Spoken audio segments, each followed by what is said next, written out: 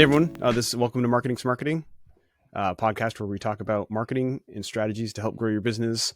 I'm Nate Wan with Product Marketing Leader, and I'm here with Sal Bunicor.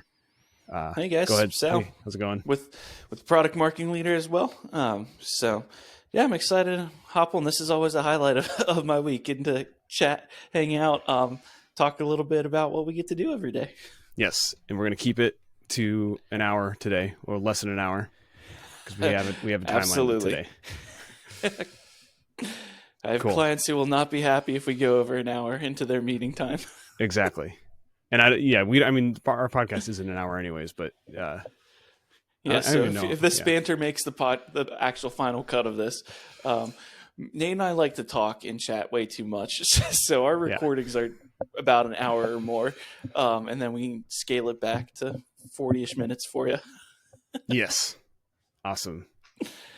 Well, let's just start with, and we can start with news, and then maybe we'll banter off of that, and then we'll dive into what today's episode is about. Sounds great.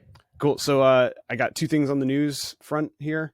First thing I had was, and I was just following the Marketing Brew, the Morning Brew. Yeah, Marketing Brew by Morning Brew. Yeah, by Morning Brew.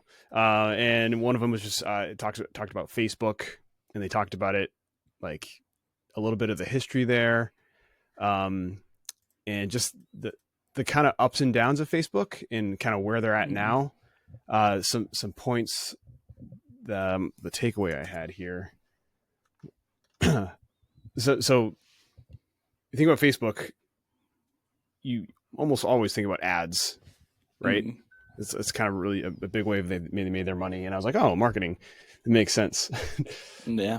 Pretty relatable. So like it talked about how Facebook, obviously they're going through a lot right now. There's a lot of stuff in the news where and they've done a lot of things with content moderation, and they've made a lot of changes recently about kind of pulling back on content moderation. And so people are, they either like that or they don't like it. Yeah. And so they're just kind of looking at it from a whole standpoint, and like how to view Facebook nowadays. Because, I don't know if you remember Facebook back in the day, but like it was pretty big. Yeah, it was like the MySpace and Facebook era. Mm-hmm. Back when you used to poke people. Forgot about that. And just being petrified when you accidentally poke someone. yeah, or annoyed because it's like, why are you poking me? Vice versa, right? Which is why you're paranoid. But no, like looking at Facebook today, where it's not really a social media platform anymore. I've seen a lot of people talk about it as a utility tool type thing. So it's not necessarily for social media, but more like a tool, kind of like the way LinkedIn is used, but more so on a Facebook version of that scale. Yeah. Yeah. More customer focused than business focused. Which that would be the LinkedIn side, the B2B side, but you get some B2C focus with Facebook. And the ad and the cool thing is it's almost like a Google, where Google owns YouTube. So like Google ads can go across to YouTube and do everything in the one-stop shop there. And if you do Facebook, it's Meta. So you get Facebook, Instagram, WhatsApp, Threads. WhatsApp's on their Threads, their whole conglomerate of stuff. MetaQuest. Oh, yeah. So that's kind of where they've gotten. They're diving into AI stuff now. I mean, the thing is, it's like that idea of utility versus coolness factor. If you look at all the things they've done, so they acquired Instagram, they acquired WhatsApp, and then they made Threads. So these are all kind of, you're acquiring technology or you're copying something else. So Threads is kind of like an X or Twitter. That's what's helped them stay relevant, is the acquisition side of stuff and the copying. Because even like the story mode on like Instagram is now on Facebook, but it started with Snapchat, I think. I think Snapchat started that. I'm gonna be honest, I don't know the difference between a story and a reel. Is it just the length? So stories like. It only has a certain amount of time that it's available. Oh, right. Okay. And it's usually on the top header of stuff. And then the All right, reels that makes are sense. reels started with Instagram and then came to Facebook, but it originally started with TikTok. That's what TikTok's Right. thing of the short video, the 60-second thing. It was just a video post. Yep, just a short form video. That's all it is. Which I thought Instagram could do that before TikTok, but then they just called it a reel. I'm so out of it these days. Yeah, I can't. Stuff happens so quick. I'm not sure who had it first, but Facebook or Meta has been really great at copying stuff that's been starting to trend and such. And even think of Threads. Feels very much like a Twitter X thing, or Blue Sky now. So Blue Sky is a new player, right? Blue Sky is like a new one. Similar to, I think it's the former CEO or founders of Twitter started it up. So it's basically Twitter 2.0 is what they're trying to do. Okay. That's how I've received it. Yeah, no, I mean, that makes sense too. But this the confusion that we're having is part of the thing with Facebook though, because like when I talk about utility tool, the things I was reading is just talking about how it's mostly millennials and up, like millennials to boomer age people on Facebook, which is, if you think about LinkedIn, not to say everyone on LinkedIn is that age, but like that's the kind of crowd that you're going for. There's not a lot of young users, and it's also the size of the user database. When you're, I think Facebook, I think user data, and just a large amount of it. So yeah, and they've been able to be that. Facebook's been able to become that because of the acquisitions and such. Because I don't think Instagram, I don't think was their own product. I think they acquired that and they acquired it the fold. So yeah, they've been acquiring and copying to help stay relevant and on top of trends and tech wise and social media wise. But it's kind of allowed Facebook to morph into this tool really now, and yeah, I'm curious to see what all these content shifts, changes that they're rolling out will affect it and how it will shift and grow or maybe hinder growth as well. It could go the other way. Yeah, we'll see, because that's the whole point of why it was in the news. It's just the whole what's going on now, and it seems like there's just a lot of things going on politically, and we'll see where Facebook ends up. Anyways, cool. Next point on the news portion of it. I like this one because it's something I preach a lot. Is how important it is to have video content, video/interactive content, and some studies that I saw talked about a survey by Wyzowl. I've never heard it. WYZOWL. Never heard of him, but I think a couple studies by Wyzow. Yeah, Wyzow. Okay. Wyzow found 89% of businesses used video as a marketing tool in 2024, which is a huge number, and I think the rest of that percentage are planning to this year. And then some other studies by Wistia and HubSpot showed an increase in time spent on a web page with video ranging from 40 to 160% increase time spent on a website. And it's important. There was a source that stated 260% increase, but there was no data to back it up. I couldn't find a source for that. So you should, you listening to this, you should head to our website, theproductmarketingleader.com. Both Nate and I wrote blogs. I think I wrote the one titled ROI of long form content, and then Nate wrote a blog called ROI of video content or something along those lines, or maybe I have it flipped who wrote what. But just kind of preaching that same thing and using ourselves as an example. We started a podcast not because we wanted to have fun. It's definitely a fruit. We didn't want to have fun. No, we wanted to be. We weren't looking to just have fun, but we wanted to start creating some long form content for entertainment, for brand awareness, for educational purposes. Marketing is a fun journey. but can it be challenging? So wanting to talk about topics that we find enjoyable, but also can be helpful for those going through their own marketing journey with their own companies right now. So part of that is a long form video that is this recording that we're working on, and having that be posted, and then the ROI piece of that being the multiple ways that you can repurpose that: blogs, short form videos, those reels, those shorts, and then even just a daily post that you can create off of that. Like, just take one of the topics that you talked about, Facebook, what's happening with it, and that can be like a LinkedIn or a social media post for you for the day. I'm and that's not even getting to the interactive side. Like, that's just videos. Yeah, no, it was weird actually. I clicked on an article and it was like videos and interactive media, and then it talked about videos the whole time. I was like, oh, like there was no examples of interactive media, like click through demonstrations. I'm realizing that the rabbit hole of what content is every time we talk about it, because you talk about long form content, which is huge, and for specific purposes, and long form content is great for realness, showing personality. You and I are just chatting, shooting the breeze. But like, if you're talking about website traffic and people staying on your website longer, you don't want a 20-minute video on your website. You want, I think one of the articles said 2 minutes or less, which is perfect. Gets the information across that you need. I know for me, like if I'm scrolling through a website, researching a product or a service, if there's a video there, I'm absolutely going to hit play, because I probably don't want to read the paragraph of text right next to it. It's like, I just rather listen, like give me a feel for what you're talking about.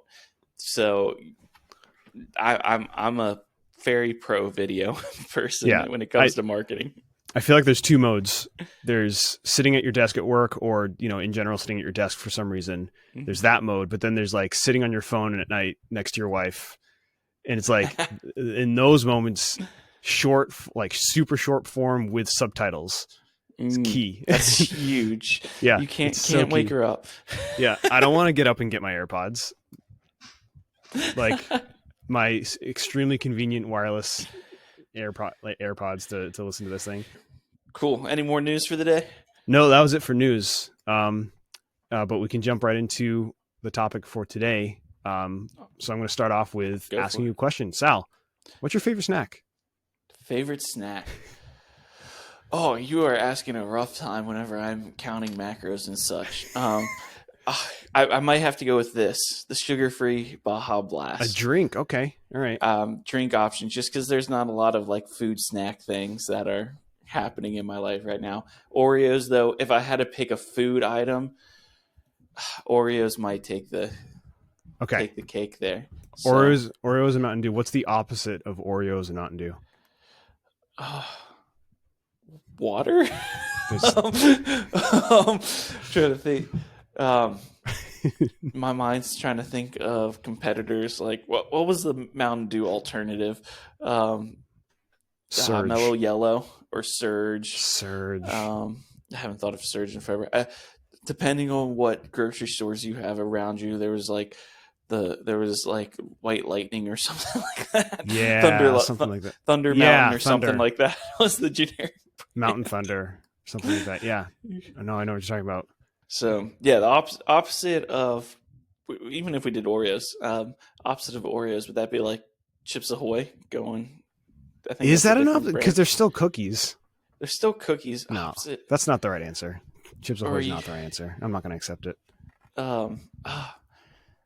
Like my mind's like water works. Water for Mountain Dew. Yeah. Okay. Cool. Not wanting to throw off your analogy that you're going for here. No, that's no.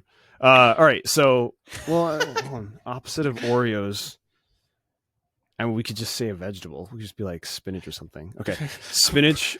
Brussels sprouts. Brussels sprouts. Well, no. What are the Oreos of nature? The cookies and cream of nature. We could say a sandwich or something. Lettuce. Let's say lettuce. All right. You are a lettuce wrap sandwich. Yeah, lettuce wrap. You're a sandwich and water salesman. Oh, who's your ideal customer? oh. The ideal customer for that would be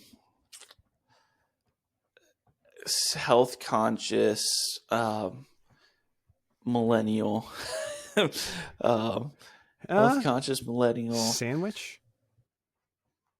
No, no, that's not right. Try again. Are we looking at like? I think health conscious would fall under that. Yeah, I would agree to an extent. To I an wouldn't extent, say depends I on the wouldn't sandwich. say yeah, I wouldn't say Instagram and like I wouldn't say influencer level health consciousness. I would say like regular Joe health consciousness. I'm think depending on what the sandwich is, like the ideal customer would be someone who's health conscious but busy and not having time for a plated meal and having to eat on the go. That's what I think of with sandwiches. Like, cool, just grab. I can eat. I can walk. I can do whatever I need to. I can travel. How detailed do you want to go with this? We're gonna eventually kind of slide into what you got to look for, but no, that's a good point. It's like someone who's on the road, someone who has a job where they can afford sandwiches, and two, they're away from home, so they need something quick and easy. That's good. I'm thinking we're talking about millennials so much in this episode. I would say millennials and up to boomers, like the people who are so used to sandwiches and like that's a staple, not afraid of carbs and bread. Yep. And like, they grew up like, my parents were like, you don't need to worry about what you eat, just 3 meals a day. It's healthy. It's like, the solid stuff. So like that's a good one. But yeah, so our age and up, maybe. Obviously people younger than us get sandwiches, but like, yeah, that's what I'm thinking. Like, who's my customer that would be buying sandwiches?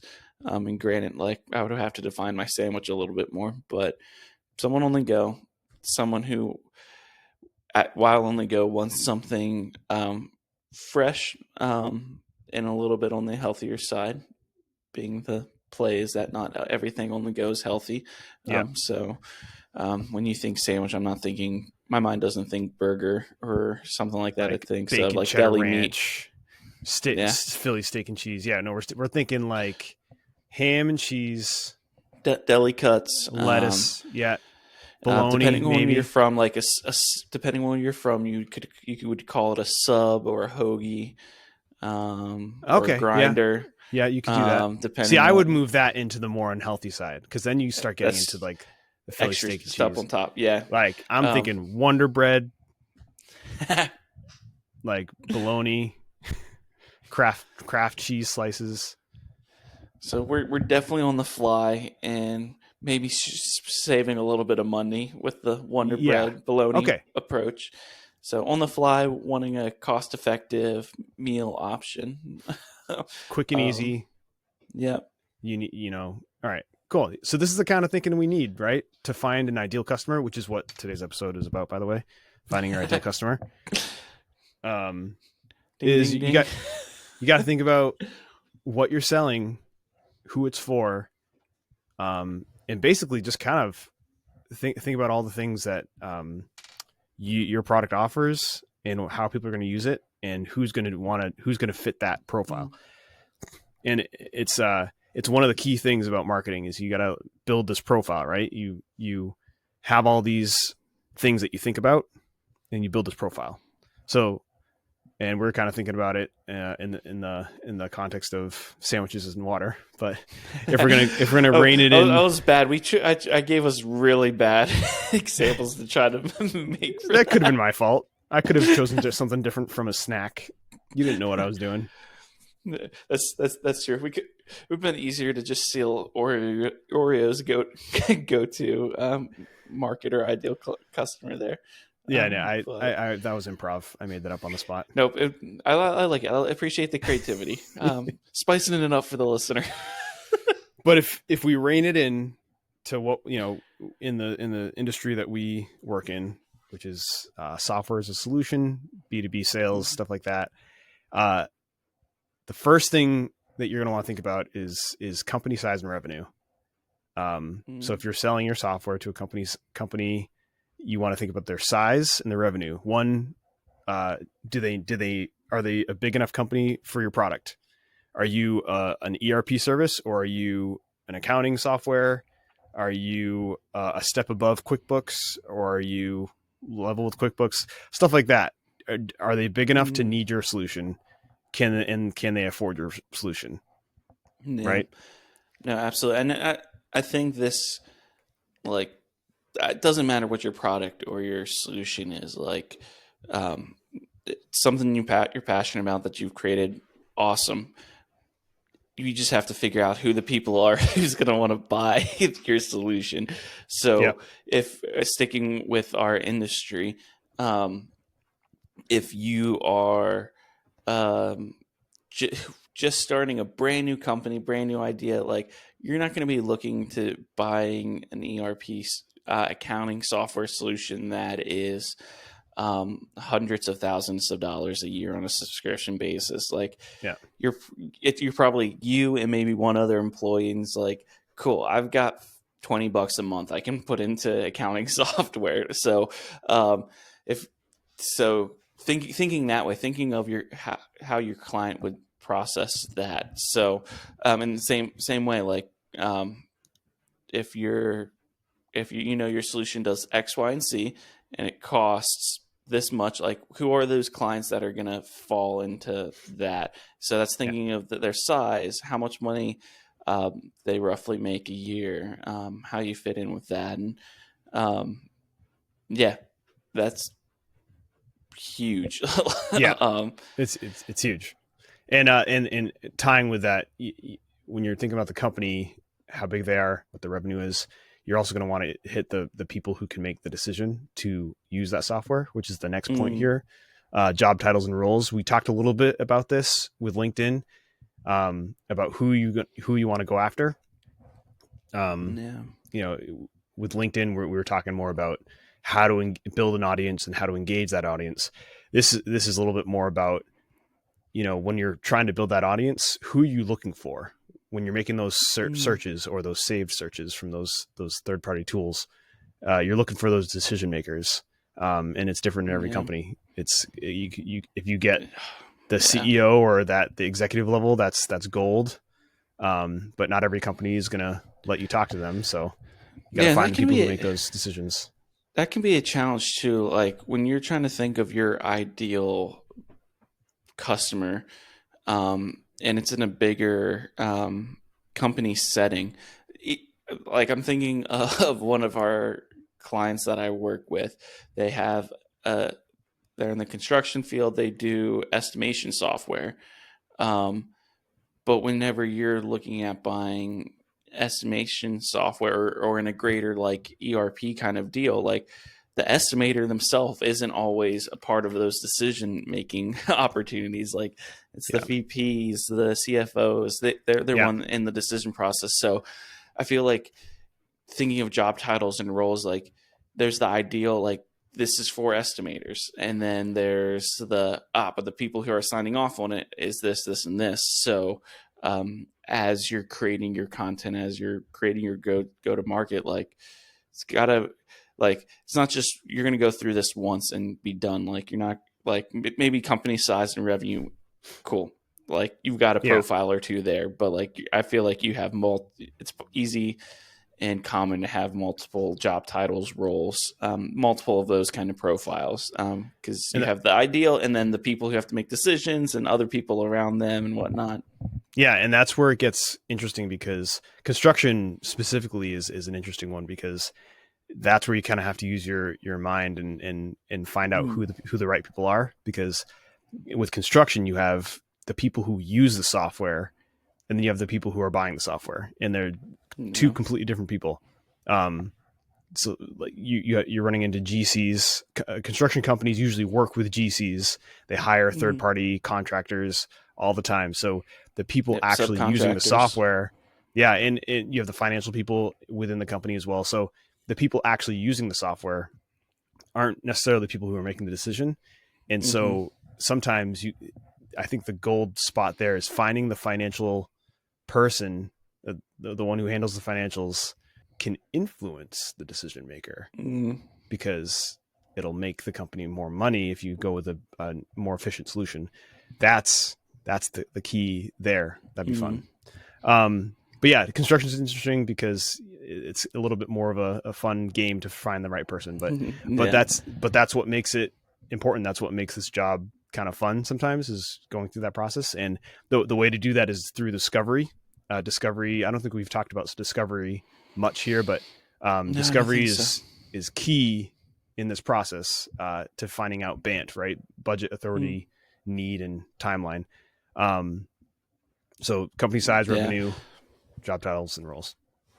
I feel like that's a huge piece of any like sales process, not even just marketing.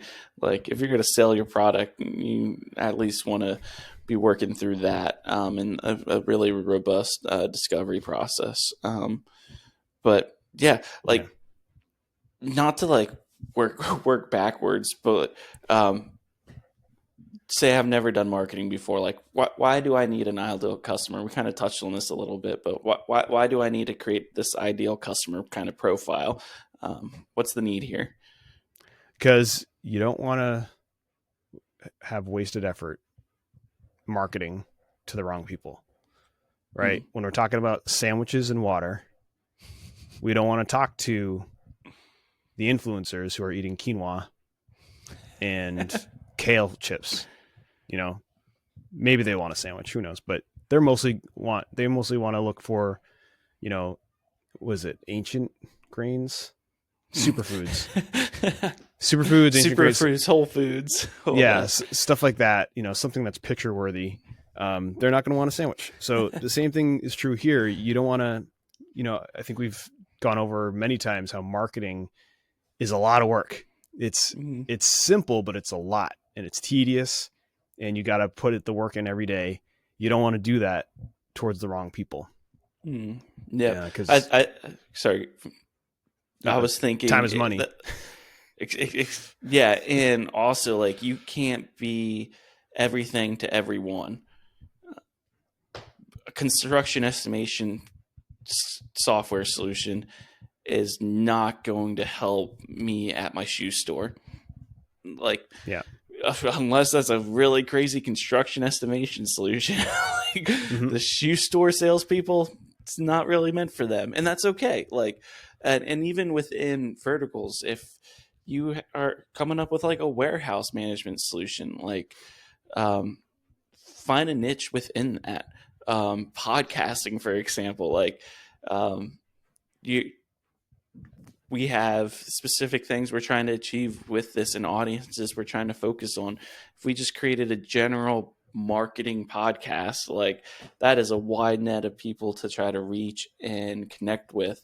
So having a niche really helps focus and streamline your efforts, like you talked about. But just realizing you're not going to be everything to everyone. It's just not possible. Yeah, it helps you find the need. Which is a huge part of the BANT process, and something that I learned about sales while I was learning sales is you're not trying to sell to everyone, and you're not trying to make the most money to sell everyone. You got it. Part of building that relationship with a customer, and building the trust between you and the people that you're talking with is finding out the need. Sometimes you meet people and you go through a discovery and you say, this isn't for you guys. You guys are too big for this software, or you're too small. You don't want to spend the money on this software. You need something different that fits your business and what you guys need. So and that's okay. Yeah. That's a good thing. Why sell someone something that's actually not a good fit or wouldn't help them or provide value to them, and just end up hurting your reputation probably out of that. And bad news travels quicker than good news. So it's better to be like, hey, I don't think this is a great fit. And if the time comes around where your product, service, or solution is the fit, because you had that conversation and said no beforehand, there's more of a likelihood they're going to come back around and give you another shot when the time is right or the product is a good fit. Yep. Yeah. Good stuff. That question of, I don't know if you've ever heard the like, sell me this pen question. I never understood it. I was like, what do you mean? So like, okay, do you want a pen? This pen's great. Like, so like, that's the wrong approach. And it confused me so much until I realized, oh, you're not trying to sell the pen. You're trying to see if a pen is what you're trying to find where in my life I need a pen and then stick it there and then try and sell it that way. Anyways, we can move on and not talk about pens. But the last point I want to cover here is when we're going through this discovery process, we're finding the right people. We're trying to figure out if our solution is a good solution for them. Another key point here is the buyer journey and where they are in the buyer journey. And in this school of thought, there's 3 points usually: the awareness stage, the consideration stage, and the decision stage. This is something I learned, by the way, in like the HubSpot marketing course. I think they have a ton of courses. Go check it out. It's great stuff. And where they are in their buyer journey is a key to how you're going to market to them, what kind of content you're sending them, what kind of emails you're sending. And so just some quick points about these stages. So awareness stage is, they're trying to think of, they're aware of that they need something new, or are they aware? That they're either not aware or they are aware, and they're just starting their journey.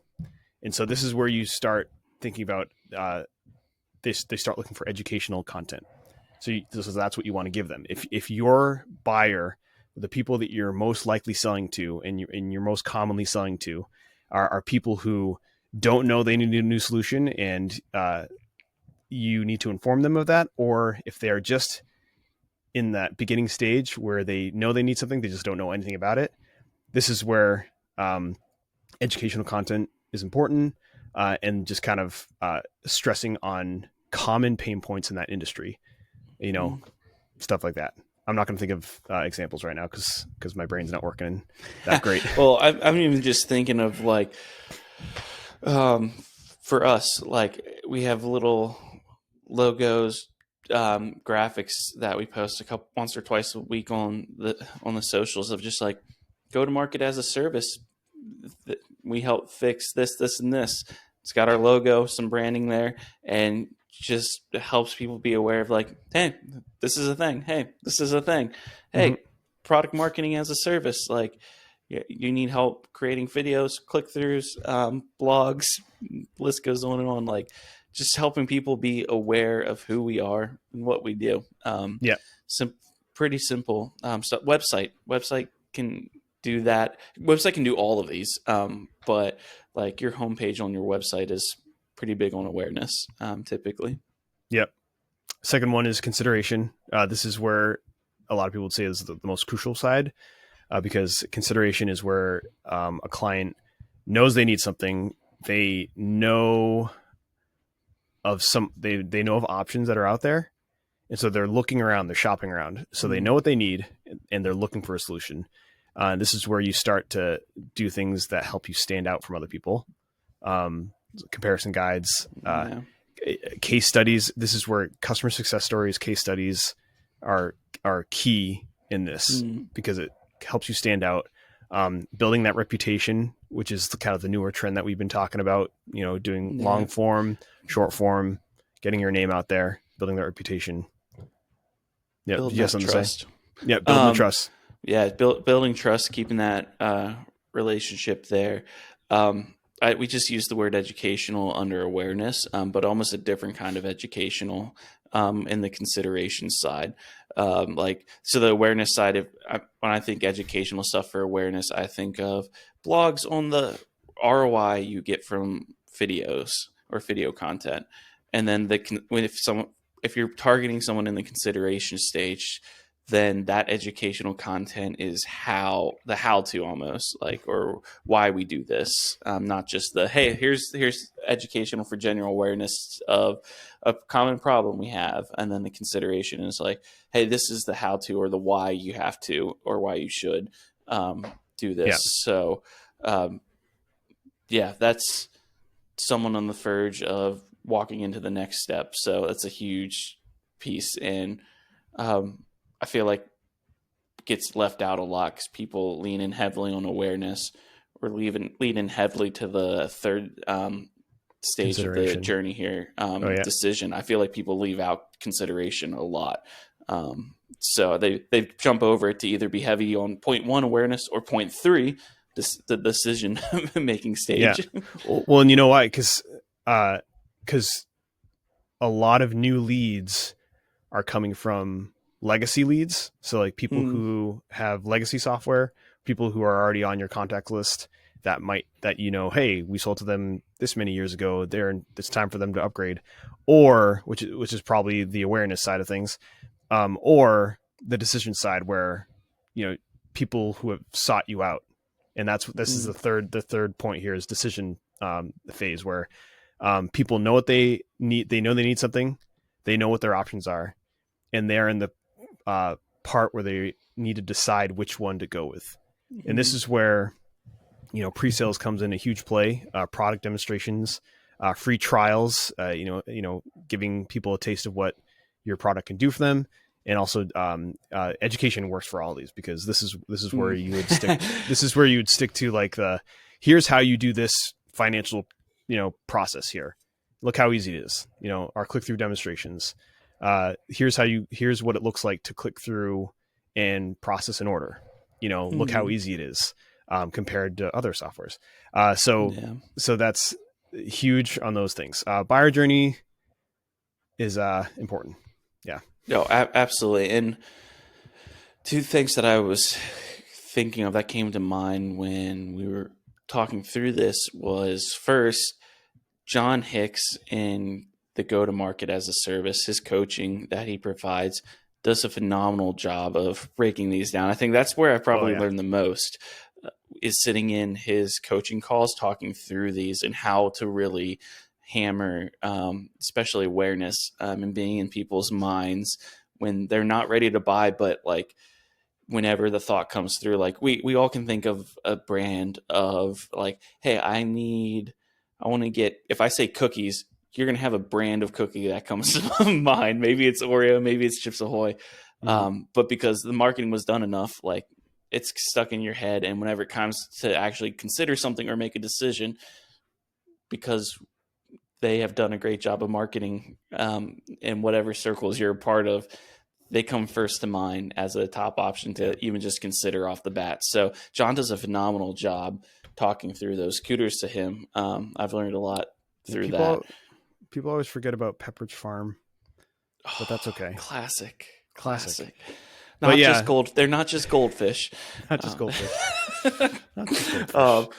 I've now drawn blank on what the second thing I was thinking of. Sorry. Oh, no, you're good. It just hit me. I feel like in today's world, like in the last 5 years, a lot of things, a lot of marketing tools that we would use in the decision making process is getting moved into the consideration stage. So I think Mm. click through demonstrations are a good example. Like it's probably click through demonstrations have become more popular because of this phenomenon of when people would get to the decision making process and they would actually have to meet with an SC, talk through a software or something.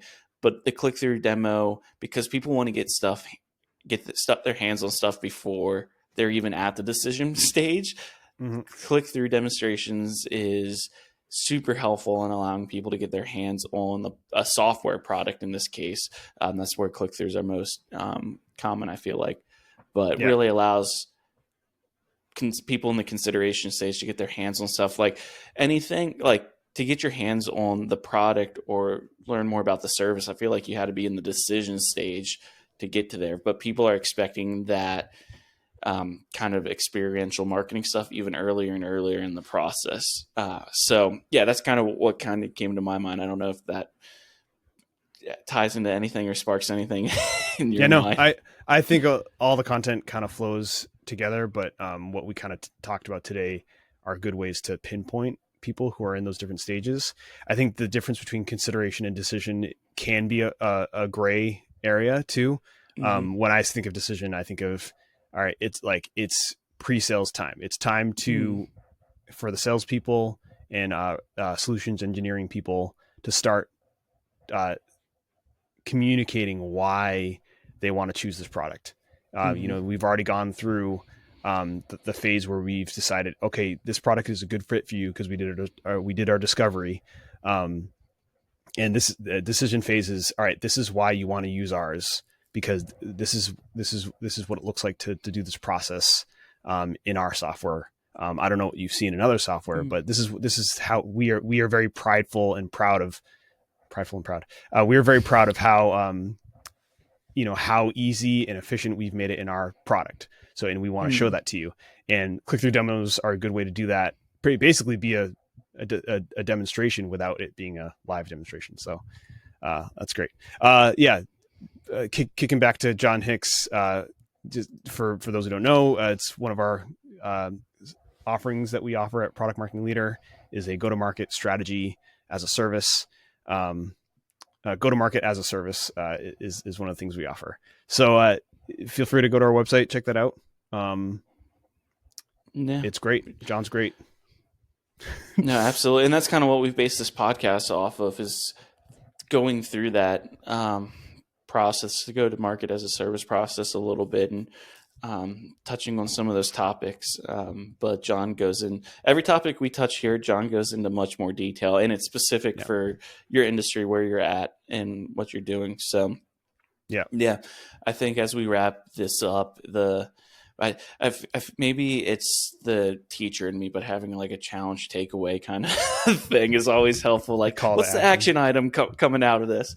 But I think for this episode, like, working on creating at least one ideal customer profile and would be like a huge takeaway if you've never done that before. And start there. Just make one. Who would be your ideal customer? And if you have questions, email us too. Yeah, absolutely. Like we're rushing this because of my own schedule, but we could sit on this call for an hour and be talking about this. So we would love to talk more about it. You can hit us up at our website, the Product Marketing Leader. But work on this over the next couple of weeks. Start working on building out your own customer profile and what that looks like for you. Yeah, you know your product the best, so start thinking about the different ways you can serve the different types of customers you might have, and start building out those profiles. Cool. Sal, anything else? That's all I got. Because we are out of time. Because if you had something, too bad. It's done. It's done. It's done. We're out of time.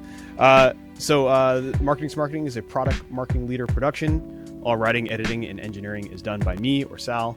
There are no sponsors yet. Well, the sponsor is Product Marketing Leader. Yeah. That's the sponsor. I should stop saying there are no sponsors. There's no other sponsors yet other than Product Marketing Leader. There's no other sponsors except for our bosses. We plan on releasing episodes every other week, so be sure to look for the next episode on your favorite podcast platform.